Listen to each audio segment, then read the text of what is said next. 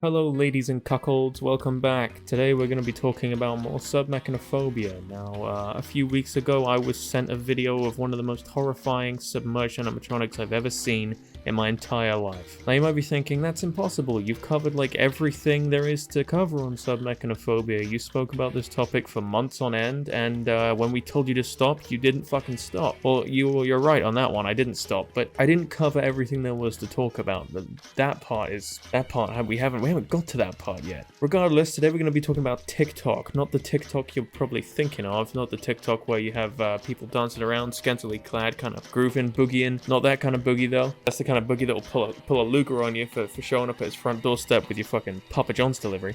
Regardless, we're going to talk about TikTok the Crocodile. This is TikTok the Crocodile, the float that played a role in Disney's Fantasmic show. This took place at the Disneyland Resort, not the Disney World Resort. I'm pretty sure it was only the Disneyland Resort anyways. And he appeared in the Peter Pan, I was about to say Peter Griffin. I've been watching way too much Peter Griffin shit recently. And Captain Hook's sword duel. There's like a show where there's a guy dressed up as Peter Pan and there's a guy dressed up as Captain Hook, and they're fighting on this like big tightrope, just inches away from falling to their deaths in front of millions of children. And following them while they're having the duel is this massive float, this massive animatronic TikTok the Crocodile. TikTok the Crocodile. Because the crocodile loves docking in the station, of course. Nowhere else. No funny business here on the Piranharoni YouTube channel, please. Now this animatronic is roughly the size of a bus, which is disgusting. I hate it. Apparently in width and in length, I don't know if that's, this or in this. I mean, in terms of like length this ways, he is about the size of a bus, but apparently it's this way as well, so that would be height, not length, I suppose.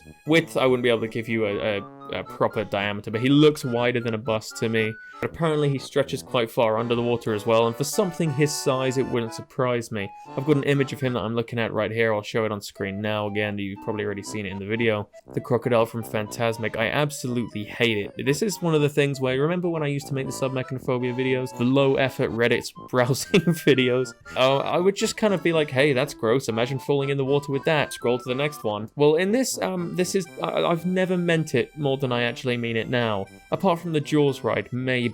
That one's maybe.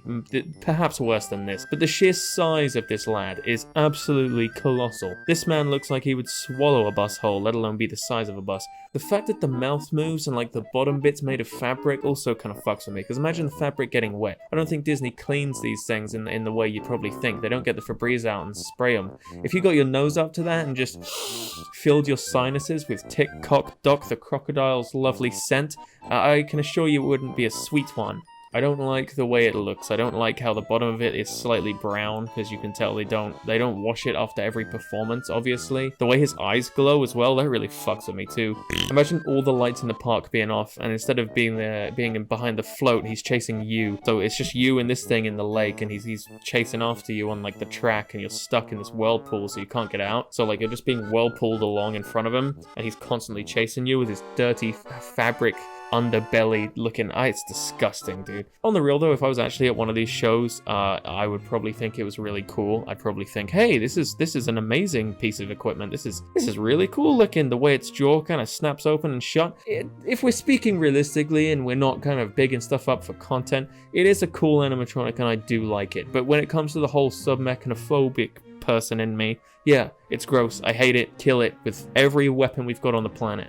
Anyways, the version of Fantasmic at Hollywood Studios in Disney's Hollywood Studios, whichever way around you want to put it, it's actually replaced with a Pocahontas scene, which obviously TikTok Crocodile is not a part of, so he would be gone for that performance. There have been 2 crocodiles to date. The first one, used between 1992 and 2009, was larger and movement was limited to simply moving its arms up and down, which sounds, not as bad, but sometimes with these things, the less they move, the more uncanny and creepy they are. But in this thing's case, I don't know. I don't really know. That the whole opening, its jaw, the eyes moving, the fact that they glow and shit as well, I don't like it. I don't enjoy it. I don't like the way the tail wags out of the water as well.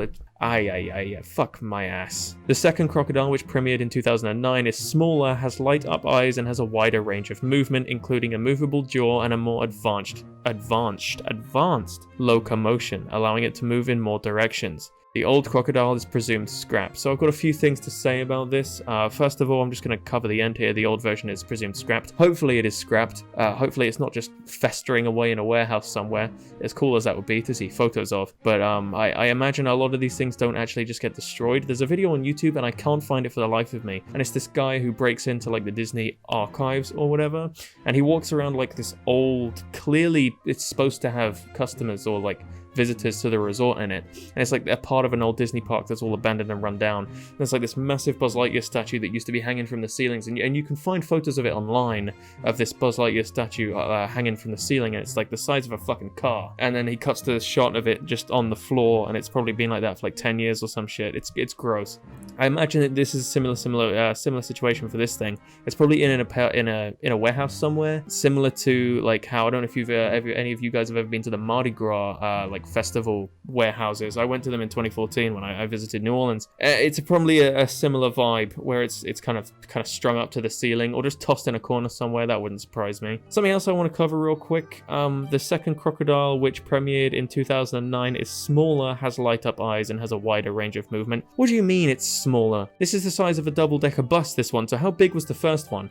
Obviously, the first one is going to be a little bit bigger since, I mean, it's allowed to be bigger. Because it has less movement, it allows it to be a bit bigger. If there's less complex mechanic shit inside of it, then that probably means it can be a little bit bigger. But whatever, I guess it's bigger. There's nothing I can do about it. The bigger the better, I suppose. Or in this case, it's probably, this is a perfect showcase of it's not size that matters. Size does not matter if you ask Tock the Crocodile. Anyways, that's the end of today's video. I hope you guys enjoy this whole reboot of Submechanophobia. I will be doing this more often for those of you who are still subscribed to the channel and want to see this sort of content again. I've been thinking about doing this for a little while and covering individual animatronics rather than just browsing through Reddit. I'm not going to lie, towards the end of the old Submechanophobia Moist Machines series, it got to the point where I kind of was bored and I felt like I wasn't putting as much effort into it as I could be, and that's a shame because I like to put as a satisfactory amount of effort into all of my content as possible. My videos aren't exactly the pinnacle of